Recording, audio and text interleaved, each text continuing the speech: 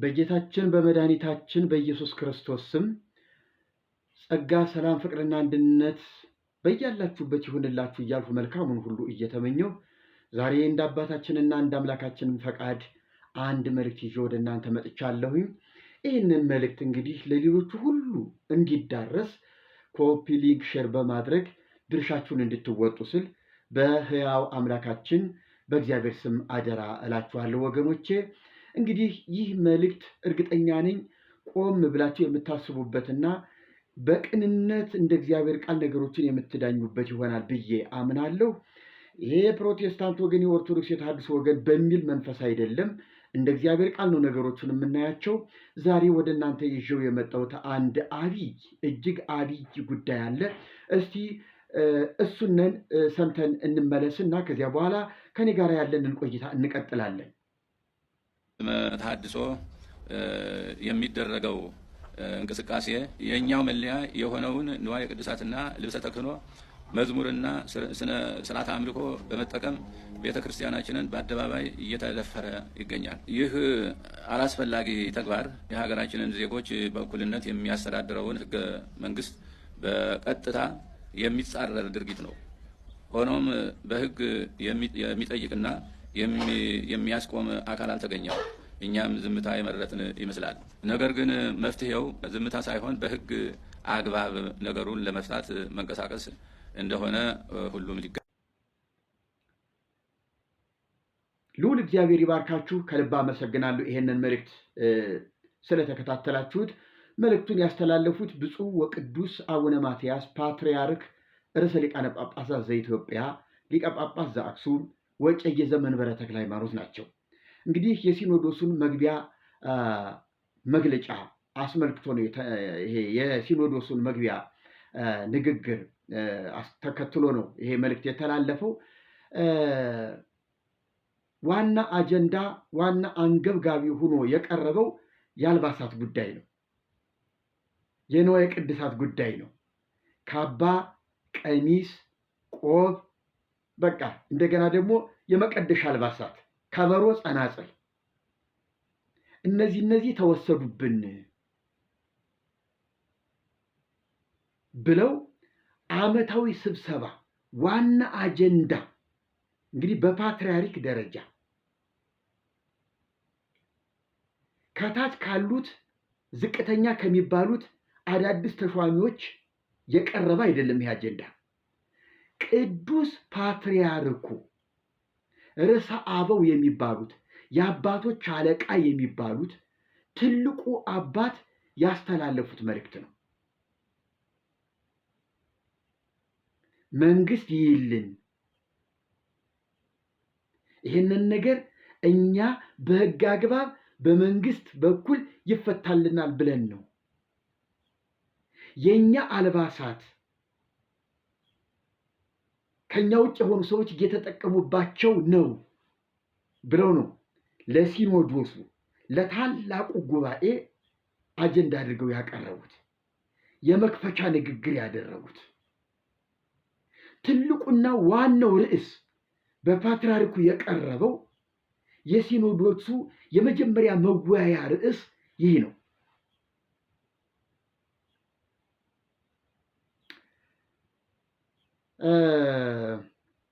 አንድ ነገር ልናገር፣ የማይቀር የትም ይደረስ የትም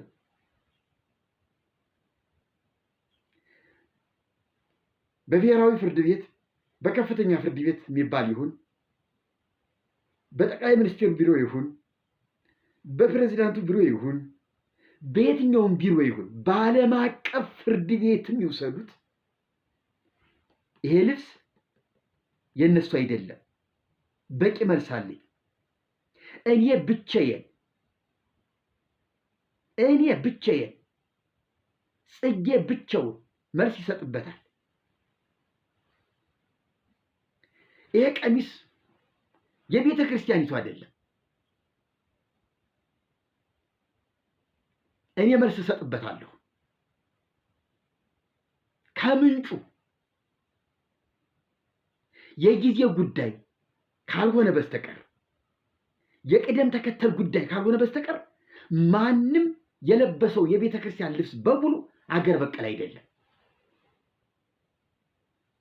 የምን የኔ ነው ደግሞ?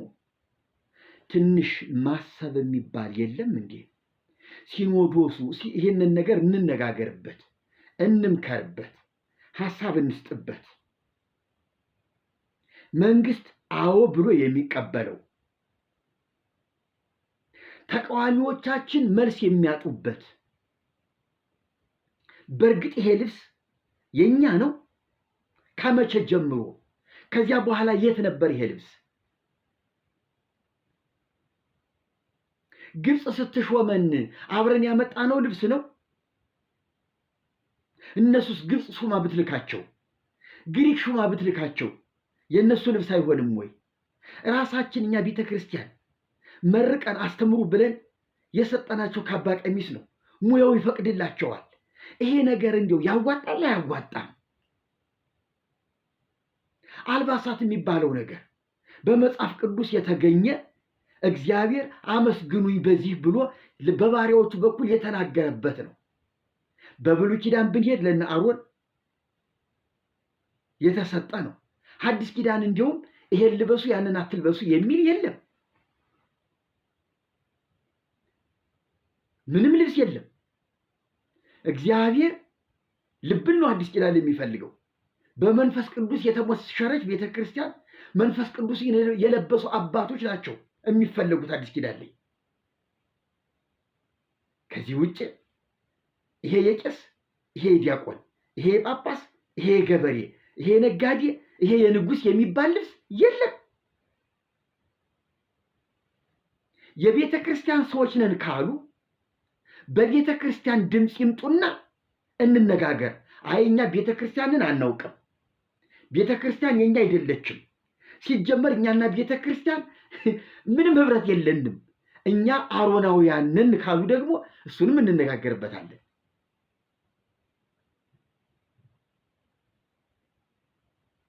እስቲ መጀመሪያ እንደ ወንድም ልምከራችሁ፣ ልብሱ ይቆይ፣ እንተውላችኋለን። የምንተውላችሁ ግን አንድ ጥያቄ አለኝ። እሱንን ተግባራዊ ስታደርጉ ነው። መጀመሪያ እግዚአብሔር በልጁ በኢየሱስ ክርስቶስ በኩል ያፈሰሰውን በሐዋርያት ላይ የወረደውን ያንን ቅዱስ መንፈስ ልበሱትና እንደ ቅዱስ ጴጥሮስ አደባባይ ላይ ወጥታችሁ ኢየሱስን ስበኩት። ኢየሱስን ግለጡት። ከስራታችሁ ውጡ። ከመለያየታችሁ ውጡ። ከዘረኝነት፣ ከነገድ፣ ከቋንቋ ውጡ። የክርስቶስ ሁኑ። ከእግዚአብሔር ተወለዱ። የዘላለም ሕይወት አግኙ። ሙታችሁ ለመዳን ፍታት ከምታስፈቱ እስቲ አስቀድማችሁ በሕይወት እያላችሁ ክርስቶስን አምናችሁ የዘላለም ሕይወት እንዳላችሁ እርግጠኛ ሁኑ። እናንተ ጳጳሳት እኮ ሙታችሁ ፍታት ታስፈታላችሁ። ሙታችሁ ተስካሪ ይወጣላችኋል። ነፍሰ ገብሩ አቡነ ማትያስ ነፍስ ይማር ተብላችሁ ይጸልይላችኋል። ሙታችሁ እንኳን እንደ ጸደቃችሁ እርግጠኞች አይደሉም ጳጳሳት። አይ ስርዓት ለመፈጸም ነው፣ ስርዓት ለመፈጸም ብላችሁ ህዝቡን ግራ አታጋቡት። እንደ ጸደቃችሁ እርግጠኛ ከሆናችሁ ፍታት የሚባል ይቁ። ለመጽደቅ ብላችሁ ነፍስ ይማር እያላችሁ ነው የምትጸልዩት። እንዴት መነኩሴ፣ እንዴት በጳጳስ ደረጃ ነፍስ ይማር ተብሎ ይጸለያል? ስትጀምሩ ገና ድሮ ስትመነኩሱ አይደል እንደ መንኮሰው ሞተ ተብላችሁ ተገንዛችሁ ፍታቱ ያኔ ተጸልዮላችሁ የጨረሳችሁት። እንዴት አሁን ገና ምን ኃጢአት ቀርቶባችሁ ነው ከሞታችሁ በኋላ ለመዳን ፍታት የምታስፈቱት? 40 30 80 ድረስ የሙት ዓመት መታሰቢያ እየተባለ ድግስ የሚደገስላችሁ። እስቲ መጀመሪያ በክርስቶስ አምናችሁ የዘላለም ሕይወት አግኙ፣ ዳኑ። ያኔ የዳኑ አባቶች አሉን፣ እነሱን ብቻ እንስማ፣ ከነሱ እንማር ብለን እኛ ልብሱን ከፈለጋችሁት እንሰጣችኋለን። ያኔ ቆቡን ከፈለጋችሁት ያን እንሰጣችኋለን። እርግጠኛ ነኝ ግን ክርስቶስን የለበሳችሁት ቀን መንፈስ ቅዱስን የተሞላችሁ ቀን ያኔ ልብሱም ቆቡም የእናንተ እንዳልሆነ ምድራዊ እንደሆነ መነገጃ እንደሆነ ማጭበርበሪያ እንደሆነ ይገባችኋል። ትጥሉታላችሁ እናንተ ጭምር።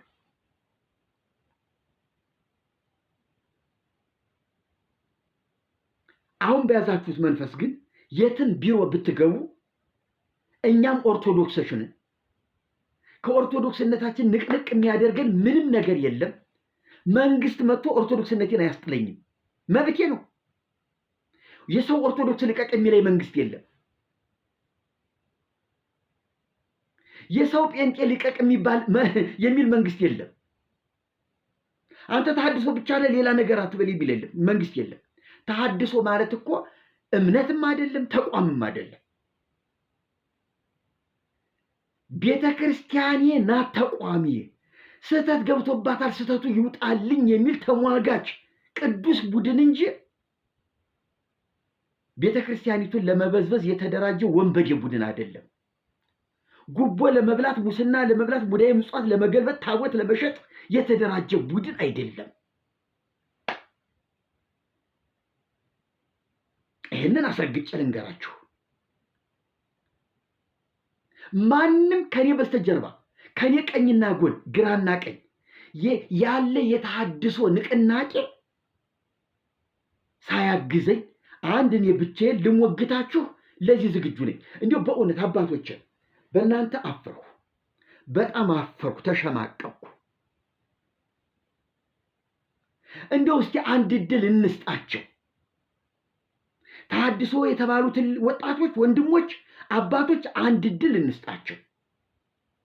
አንድ ሲኖዶስ እንደዚህ ኒቅያ እንጥራና በግልጥ ካንደበታቸው እንስመው። በመንግስት በኩል ችግሩ የሚፈታ ከሆነ ድምፃቸውን ሰምተን ወደ መንግስት የምንሄድበት መንገድ ይኖረናል። እኛው የምንፈተው ከሆነ እኛው እንፈተዋለን። እንድንቀበላቸው የሚያግባባን ነገር ካለ እንግባባለን። ችግሩን ፈተን አብረን እንሰራለን አይባልም? አባትነት ይሄንን ግድ አይልም? ምንድን ነው እንዲሁ ኃላፊነት ምን ላይ ነው ያለው? በፓትርያርክ ደረጃ እንዴት ልብሳችን፣ ቀሚሳችን፣ ንዋየ ቅድሳታችን የኛ የሆነው መለያችን እንዴት ይላሉ? ኢየሱስ አይደለም እንዴ ሊሆን የሚገባው መለያችሁ? ወንጌል አይደለም እንዴ መለያችሁ? አገልግሎት አይደለም እንዴ መለያችሁ? ልብስ መሆን አለበት። በዚህ ዘመን ትውልድ እየጠፋ እያለ ስንት የብልግና እንቅስቃሴ ምድሪቱን እያረከሳት እያለ እውነት የቆብና የቀሚስ ጉዳይ እንዲሁ አጀንዳ ሆኖ ልትቀመጡበት ይገባል።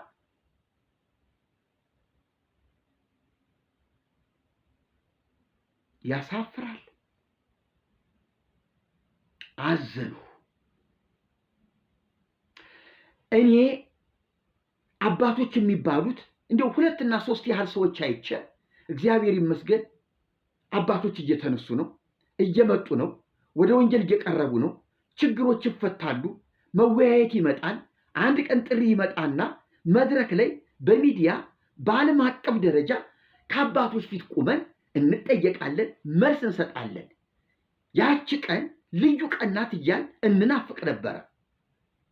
ግን የሚሆን አይመስለኝም። ስለዚህ እኛ የምንሄድበትን መንገድ ለመሄድ እንገደዳለን ማለት ነው። ተወደደን ተጠላ እኛ ጳጳሳት እንሆናለን። ትክክለኛ የመጽሐፍ ቅዱስ ጳጳሳት እንሆናለን። ቀሚሱንም በአሮጌ ብርቱንም የጳጳሱን ይሄን ድስቱንም ሁሉን ነገር ገዝተን ለብሰን አንድ ቀን ለአገልግሎት መድረክ ላይ እንቆማለን። ምንም አታመጡማ፣ የኛ ነው እንዴ? ግሪክ ላይ ያመጣችሁ፣ ከግሪክ ላይ ያመጣ ነው ከግሪክ ላይ ያመጣ ነው እንላችኋለን። ከግብፅ ላይ ያመጣ ነው እንላችኋለን። ግብፅን ሄዳችሁ ክሰሱ፣ ግሪክን ሄዳችሁ ክሰሱ። ምን ታመጣላችሁ እንዴ? እናንተ ካመጣችሁበት ከግሪክ እናንተ ካመጣችሁበት ከግብፅ ሄደን ማምጣት ያቅተናል እንዴ? በዚህ ዘመን ጭራሽ በዚህ ዘመን አንድ እርምጃ በሆነችው በግብፅ ሁለት እርምጃ በማትሞላው በግሪክ ሁሉን ነገር እናመጣዋለን። ታምር ታያላችሁ። እማትመቹ ከሆነ ለክርስቶስ ቤተክርስቲያን ብቁ ሆናችሁ የማትገኙ ከሆነ እኛ ቦታውን እንይዘዋለን። ወንጌሉ የክርስቶስ ነው። ክርስቶስን ይዘን የእግዚአብሔርን ጸጋ መንፈስ ቅዱስን ታጥቀን እንወጣለን። ለሰይፍ ነው እንዴ? እስራት ነው እንዴ? እንታሰረው እንቀፈደደው እንዴ? ይሄማ ልብሳችን አይደል እንዴ? መከራ እኮ ልብስ ነው። የወንጌል ልብስ እኮ ነው። የአገልግሎት ልብስ እኮ ነው። እናንተ ትዝታላችሁ፣ የሆነ ቀን ትቆጥራላችሁ። ቀን ይመጣልናል፣ ያኔ አጭደን ይምጣላችሁ ቀኑ። እኛም እሱን እንናፍቀዋለን። ጽድቅ ሁኑ፣ ቅዱስ ታሪክ ሁኑ። እናደርገዋለን ካላችሁ በእውነት ነው የምላችሁ፣ እኛ ሰይፍ ገዝተን እንሰጣችኋለን። አንፈራ። የክርስቶስን ቤተክርስቲያን እናገልግል እንጂ በሱ ምክንያትስ ሞትን መከራን እንቀበላለን። ይሄንን እነ ቅዱስ ጳውሎስ ነገረውናል። መኑ ያድገነ ፍቅሮ ለክርስቶስ፣ ከክርስቶስ ፍቅር ማን ይለየናል? መራብ፣ መጠማት፣ መታሰር፣ መገረፍ፣ መሞት ከክርስቶስ ፍቅር የሚለየን ምንም ነገር የለም። እንግዲህ የዚህ ዘመን ተረኞች እኛ ነን። እና አቡነ ማትያስ ሰይፍ ይዘው ከመጡ እና አቡነ አብርሃም ሰይፍ ይዘው ከመጡ እንታረዳለን፣ እንሞታለን። ተልኳቸው ይህ ከሆነ ክብር ለአምላካችን ይሁን። እንዲያው ግን ሕያው አምላኬን የማመሰግነው በዚህ ዘመን ከብዙ ወንድሞቼ ጋር እኔን የተሐድሶ ሰው ስላደረገኝ ልዑል አምላክን አመሰግነዋለሁ። ምንም እኮ መስፈርት የለኝም። ለተሐድሶ አገልግሎት፣ ለወንጌል አገልግሎት ይሄ ነው የሚባል መስፈርት የለኝም። የተማርኩት ቤተክርስቲያኒቱ የውድቀት ትምህርቷን አስተምረኛለች፣ የሞት መንገዷን አስተምረኛለች። የምትጸልየው ይሄ ነው፣ የምትዘምረው ይሄ ነው፣ የምታነበው ይሄ ነው፣ የምትደግመው ይሄ ነው አስተምረኛለች። ስለኔ ቅድስና በክርስቶስ ደም ስለመዋጀት ሳይሆን ቤተክርስቲያን ያስተማረችኝ ሰንበት የምትባል ቅድስት አለች፣ አንተን አማልዳ የምታድን። ስለዚህ ሰአሊ ለነ ሰንበተ ክርስቲያን ቅድስት ለውሉደ ሰብ መድኃኒት፣ ለሰው ልጆች ሁሉ መድኃኒት የሆንሽ ቅድስት ሰንበት እሁድ ለምኝልኝ ብለህ እሷንን ተማጸን ተብዬ ቀን ነው የተሰጠኝ። በእኔና በእግዚአብሔር መካከል እሁድ ቀን መካከለኛ ሁና አዳይ ሁና ለሰው ልጆች ሁሉ መድኃኒት የሆነች። ልብ በሉ እንግዲህ ለውሉደ ሰብ መድኃኒት፣ ለሰው ልጅ ሁሉ መድኃኒት የሆነች ሰንበት ወስከ ለዓለም ሰፋኒት፣ ለዘላለም ደግሞ ነዋሪ የሆነች ከሰባቱ ቀናቶች ተለይታ ስድስቱ ቀኖች ሲያልፉ እሁድ የመጀመሪያዋ ቀን እሁድ ዓለም የተፈጠረባት ክርስቶስ የተነሳባት እሁድ ለዘላለም ከክርስቶስ ጋር ልትኖር እድል አግኝታለች። እንዲህ አይነት የሞተ የረከሰ ትምህርት ተምሬያለሁ።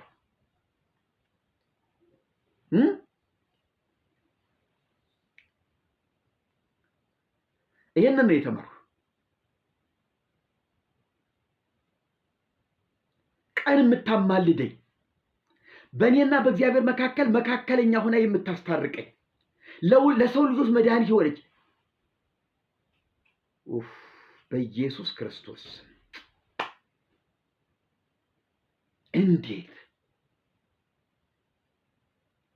እንዴት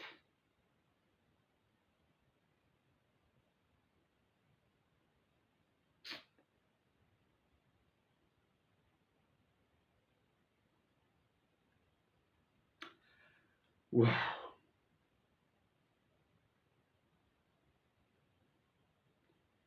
ሰአሊ ለነ ሰንበተ ክርስቲያን ቅድስት። እንዲሁ በምን ተአምር ነው ቀን ለሰው ልጅ ቤዛ ሊሆን የሚችለው? ይህንን የሚሰብኩ ሰዎች ናቸው ልብሱ የኔ ነው፣ መቋሚያ አልባሳት የቅዱሱ የኔ ነው የሚሉ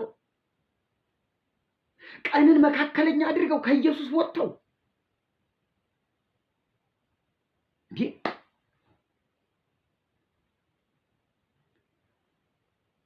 በሌላ በኩል ድንግል ማርያም ዓለም ሳይፈጠር የነበረች ናት። መላእክት ሲያመሰግኗት ነበረ። እምቅድመ ሰማያት ወምድር ሀልወትኪ ፀሐይ ወወርኅ ይቀደሙኪ መላእክተ ሰማይ ይትላኩኪ።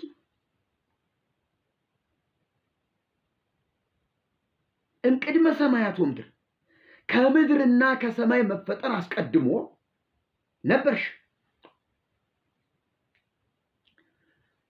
መላእክተ ሰማይ ይትላኩኪ የሰማይ መላእክት ያገለግሉሽ ነበር።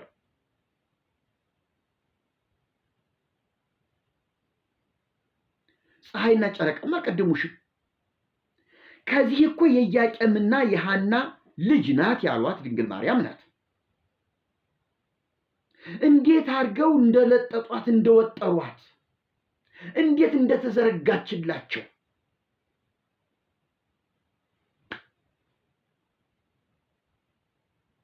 በሌላ በኩል ሚካኤልን የፍጥረት ሁሉ አዳኝና አማላጅ የታል ኢየሱስ? ኢየሱስን ሰበክ ተብዬ ነው እንዴ ልብስህን ጣል የምባለው? ኢየሱስን ሰበክ ተብዬ ነው እንዴ ቆብህን ጣል የምባለው? ወንጌል ሰበክ ተብዬ ነው እንዴ ቅድሳት ንዋየ ቅድሳቱን ምናምኑን የኛ ነው አምጣ የምባለው? እንደው በማን ስም ቀደሳችሁት? ንዋየ ቅድሳት ያላችሁትን ይሄ ልብስ በማን ስም ቀደሳችሁት?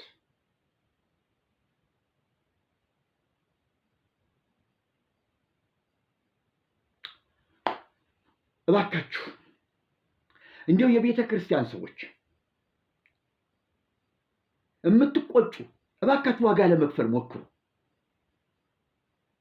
እኛ ስንባረር ደሞዝ አጥተው ይሞታሉ፣ ያልቃሉ፣ ይበተናሉ፣ ይጠፋሉ፣ ወዮላቸው መድረሻ የላቸው ስትሉን የነበራችሁ እግዚአብሔር ይመስገን በእግዚአብሔር ልዩ ጥበቃ ምንም አይነት ከሌላ ወገን ደሞዝ ሳንቀበል የእግዚአብሔር ሰዎች ግለሰቦች በሚረዱን በሚደግፉን አለን በህይወት ተጠናክረን ሰፍተን በስተን አለን። እባካችሁ መራብ ካለባችሁ ተራቡ። ወንጌልና ኢየሱስን ግን አትሸፋፍኑ። ስንመጣ ትንሽ ሲቀረን አይ እኛ እኮ ድሮም ከእናንተ ጋር ነበር ውስጥ ለውስጥ እየሰራን ነበር የሚል የእርግማን ትምህርት እንዳንሰማባችሁ። ከሱ ነግዳችሁ ነገሩ ሁሉ ተገልብጦ ጉድጓድ ሊገባ ሲል ለማምለጫ ቀዳዳ መፈለግ በእውነት ነው የምላችሁ እርግማን ነው። ለወንጌል ስትሉ የምትቀበሉትን መከራ ተቀበሉ። አሁንም እኮ አንዳንዶቻችሁን እየሰማናችሁ እያየናችሁ ነው። ውስጥ ለውስጥ እየሰራን ነው። የሚሰሩትንም እናውቃለን። ተኝተው ዘፈን የሚያዳምጡትንም እናውቃለን። ሲጠጡ ሲሰክሩ የሚውሉትንም እናውቃለን። ግን ደግሞ ከኛ ጋር እየተገናኙ ጌታ ይመስገን በእውነት እያገለገሉ ነው የሚሉንም አሉ።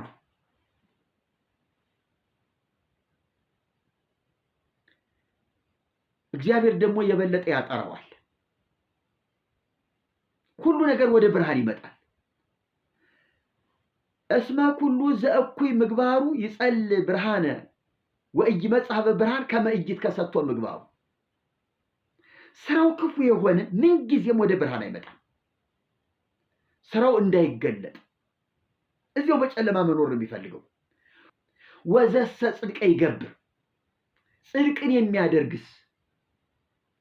የሚያደርግ ግን ይመጽእ በብርሃን ወደ ብርሃን ይመጣል። ከመ ያስተሪ ምግባሩ፣ ስራው ይገለጥ ዘንድ የብርሃን ልጆችና የጨለማ ልጆች በዚህ ነው የሚታወቁት። የብርሃን ልጅ መከራን እየተጋፈጠ መከራን ሳይሳቀቅ ቤተሰቡን ልጆቹን አሳምኖ ግድ የላችሁም ልጆች፣ ይሄ ምድራዊ ነው፣ መሞት ካለብን እንሙት፣ መራብ ካለብን እንራብ ሲሆን እግዚአብሔር አይተወንም። እቺ ምናምን የአስራ ምናምን 20 ሽማት ሞላ ደሞዝ ትቅርብን፣ የዘላለም ህይወትን ማጣት የለብንም ብላችሁ ጨክኑ፣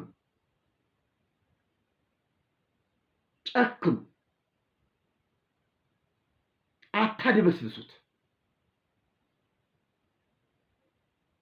ሲኖዶሱን እያየነው ነው፣ ጉድ እያየን ነው። ቅዱስ ፓትርያርኩ እንግዲህ ሰማናቸው። ልብሳችን አሁን ጊዜው የልብስ ጉዳይ ነው፣ የቀሚስ የካባ ጉዳይ ነው። ህይወት እየጠፋ ስንት ጭፈራ ቤቶች ኦርቶዶክሳውያን አማኞች ጭፈራ ቤቶችን ከፍተው የኢሉሚናቲና ግብረ ሰዶምን እያስፋፉ ያሉበት፣ ፕሮቴስታንቱ ገብቶ እየሰበከ እየወሰደው ነው እንጂ ጠቅላላ ዘፋኝ የሆነ ኦርቶዶክስ አይደል እንዴ? ከዚህ ፕሮቴስታንቱ ዘማሪ ያደርጋል፣ ኦርቶዶክስ ዘፋኝ ታደርጋለች። ይሄ እኮ የሚያሳፍር ነገር ነው። በጣም ነውር እኮ ነው።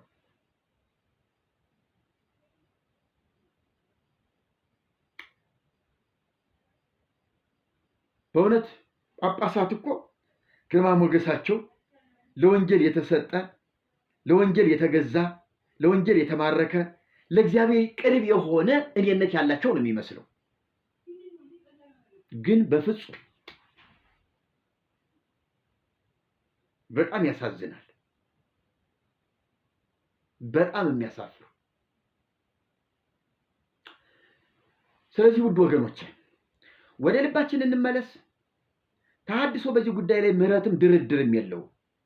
ወንጌልን እየሰበከ እውነተኛ ኦርቶዶክስ ሆኖ እያገለገለ እስካለ ድረስ የቤተ ክርስቲያኒቱን ንዋየ ቅድሳት በሙሉ የራሱ አድርጎ ይጠቀማል። የኔ ነው ለማለት መጀመሪያ በክርስትና መገለጥ ይጠይቃል። ኢየሱስን ሳያውቁ ኢየሱስ ሲነሳ እየደነገጡ እየተደበቁ ልብሱ የኔ ነው ማለት ምን ማለት ነው? ስለዚህ በዚህ ጉዳይ ላይ ፊት ለፊት እንፋጠጣታለን፣ እንተናነቃታለን። ከተፈለገው ቢሮ ድረስ እንሄዳለን። ሰይፍም ከሆነ እንቀበላለን። የወንጀል ልብስ አንጥልም። የአገልግሎት ልብሳችንን አንጥልም። ምንም መሰረት የላችሁም። የኔ ነው ለማለት መሰረት የላችሁም። ጸናጽል የእናንተ አይደለም። ከበሮ የእናንተ አይደለም። አታውቁም እንዴ? ከየት እንደመጣ የት መጀመሪያ ኢትዮጵያ ክርስትና ሳትቀበል ከበሮ የት እንደነበር አታውቁም እንዴ? እናንተን ፊደል ማስቆጠር አለብን እንዴ? ያሬድ ማለት ምን ማለት? ያሬድ እኮ ትናንትና ክርስትና ከተመሰረተ ከ500 ዓመት በኋላ የመጣ ሰው ነው። ስለ ከበሮ ስለ ጸናጽል ሰማ። እረሱ ነገር ልጠቀምበት እባካችሁን አለ። ተቀበለ፣ ዘመረበት፣ አለቀ በቃ። የተውሶ ዕቃ ያሬድ ከሰማይ አመጣው፣ ከሰማይ አወረደው፣ መላእክት ሰጡት፣ የእናንተ የግል ሀብታችሁ ነው ተብሏል ልትሉኝ ነው? አረ ነውር ነው ሲኖዶስ፣ አረ ነውር ነው። ያሳፍራል።